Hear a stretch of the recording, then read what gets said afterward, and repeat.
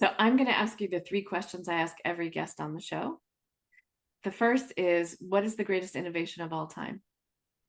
Wow. I'm woefully underprepared for that question. That's why it's called a hot seat. What I would say, just because we had a conversation about narratives and stories, I really go with the idea that the best innovation and the best thing is stories itself.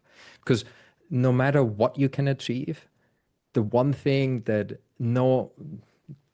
makes it a bit unique to humanity is that we can tell stories that unite people in working together and collaborating not with a boundary of like 150 people intimately, but pursuing bigger goals and working 1,000, 10,000 people. It essentially just says how far you can go to the moon, to Mars, wherever you want to go means like how many people can you get into collaborating with each other. And so stories as an innovation, I'm pretty sure must be our biggest success.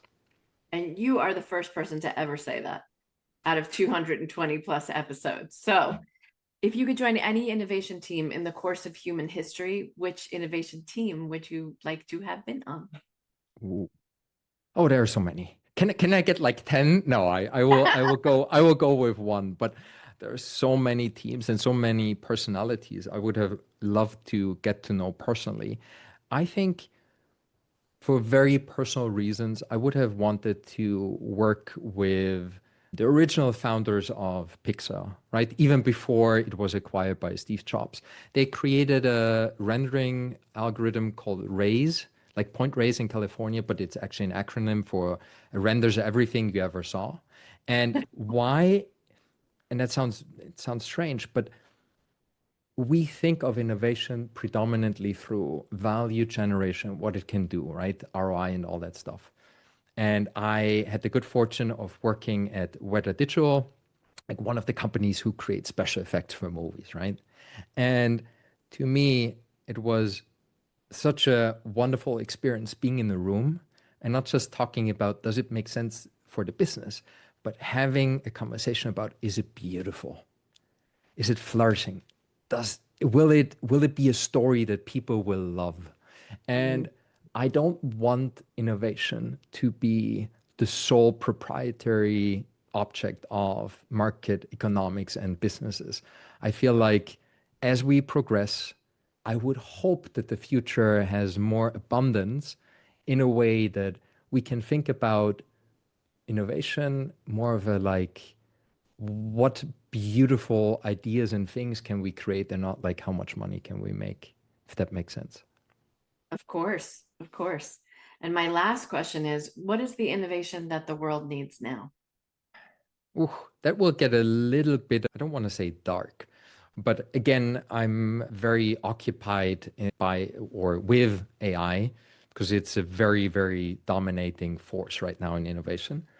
And I would say no matter where you apply yourself, there's so many things you can do, all good and fine. But the one thing that is woefully underestimated is that we never had a technology that can create rapport and meaningful emotional connections between humans and non-human entities at the marginal cost of electricity. And so I think we fall easily into will it make money or will it like kill everybody on earth, like those are like all thoughts that the zeitgeist has already absorbed, whether it's Terminator or any of the dystopian utopian ideas. But kind of like thinking through like if we now really reach into our emotions and can do that like very reliably at very like little cost, what do we want to create? And one thing that I would advocate for, if the incentives out there are for attention and attention be supercharged by division and like extremes, because that's like the easiest attention mechanism to get. And then having a technology that is so personal and you will confide in and will be your intimate like technological partner in a sense, that's dangerous. So I would really hope that we rethink our incentive structures and kind of take this opportunity not lightly, because I love this saying. I'm not sure exactly who coined it first, but we have the empathy of cavemen, the institutions of the Middle Ages, and the technologies of gods. And I would just hope that instead of like forsaking the future, we just rally to the cause and try to get good at being gods, right? Right. Or go revitalize our empathy genes that are inherent in the operating system we were born with. And we need 100%. to reactivate them in order to manage fire, right? In order to manage the technology of the gods. Yeah. 100%.